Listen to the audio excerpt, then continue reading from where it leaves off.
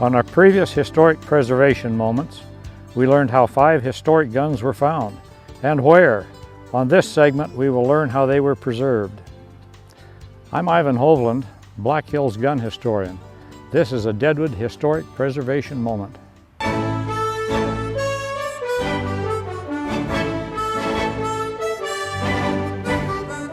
In 2013, the Maryland Archaeological Conservation Laboratory, located in St. Leonard, Maryland, was selected to preserve the firearms.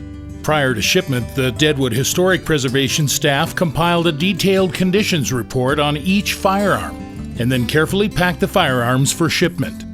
Upon their arrival, staff at the Maryland Archaeological Laboratory completed a preliminary X-ray of the firearms to determine the continuity of the metal. The X-rays also provided the first real glimpse of the firearms in more than 140 years.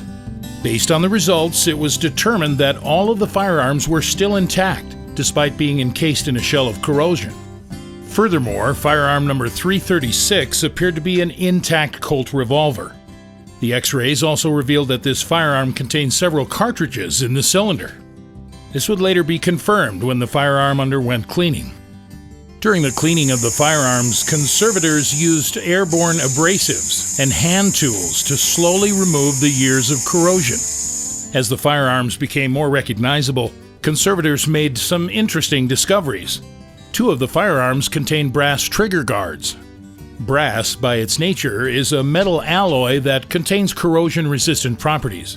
Because of these properties, conservators were able to identify the manufacturer's serial numbers stamped on the brass trigger guards.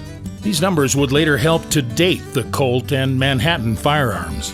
Once the firearms were cleaned down to the intact bare metal, they were submerged in a desalination solution for 6 months. The purpose of the bath was to remove the corrosive salts that form naturally in the ground. After the bath, the firearms were then sealed with a corrosion inhibitor to ensure against any future corrosion. This is what gives the firearms their black color and shiny finish. In April of 2014, the guns were shipped back to the Deadwood Historic Preservation Office. City staff then began the task of trying to identify the manufacturer and model of the firearms. Upon completion of the project, the Deadwood Historic Preservation Office identified the firearms to be the back strap of an unidentified pocket revolver, unknown make and manufacturer, the metal frame of a Remington Army percussion revolver, .44 caliber. The identifying feature of this revolver is the metal top strap on the gun frame. The frame and backstrap of a Bacon Excelsior pocket pistol, manufactured by Bacon Manufacturing Company, 1859 to 1868. The cylinder and backstrap from a Manhattan 5-shot 36 caliber Navy percussion revolver produced by the Manhattan Firearms Manufacturing Company. Based on the serial number 11257, located on the brass trigger guard, the firearm was manufactured sometime from January of 1860 to September of 1861. Although the Manhattan Firearms Company did not have a Civil War contract with the U.S. government, they were the 4th largest manufacturers of firearms during this era. The final firearm is an 1860 Colt Army percussion revolver with the serial number 89260. Using the serial number, city staff contacted the Colt Manufacturing Company archives. Based on their records, this revolver was one of 1,000 sold to the United States government. These firearms were then shipped to the New York Arsenal located at Governor's Island, New York, on January 17, 1863. It is possible that this firearm may have been used in the American Civil War.